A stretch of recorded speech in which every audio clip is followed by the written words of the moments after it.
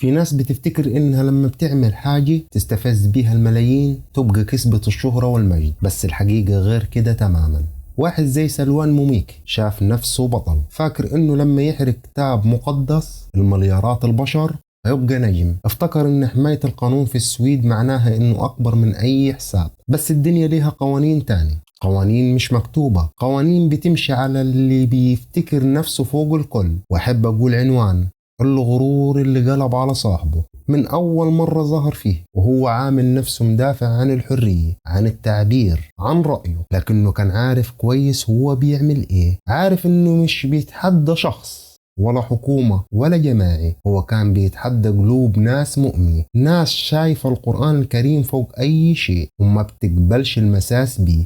ولما لقي نفسه بقي بترند قرر يكمل حرق، استفزاز، ضحك، واتكلم بثقة كأنه الدنيا ملكه. أنا فخور باللي عملته. ده كان كلامه الأخير، الجملة اللي قالها قبل ما يسقط، كأنه كان مستني النهاية، كأنه كان عارف إنه بيلعب بالنار بس قرر يدخل فيه برجليه. في السويد كان قاعد في شق فاكر إنه محمي، إنه في أمان، إنه انتصر، لكن الدنيا ليها ردود غير متوقعة، وأحيانا للحساب بيوصل من أوسع الأبواب. طلقات نارية اخترقت هدوء الليل، ناس سمعوا الصوت، الشرطة وصلت والإعلام نقل الخبر. سلوان موميكي قتل داخل شقته بطلق ناري. البث المباشر اللي كان بيعمله اتحول المشهد درامي مرعب، مشهد ما كانش في باله. افتكر ان الشاشة هتفضل معاه للأبد، بس الشاشة سودت والمسرح اتقفل. صحف غربية شافت ان اللي حصل وقالت حرية التعبير في خطر، لكن الحقيقة موميكا ما كانش بيدافع عن حرية التعبير، كان بيشعل الفتنة، كان بيتحدى حاجة أكبر منه، ونهايته كانت بنفس أسلوبه، مستفزة، سريعة،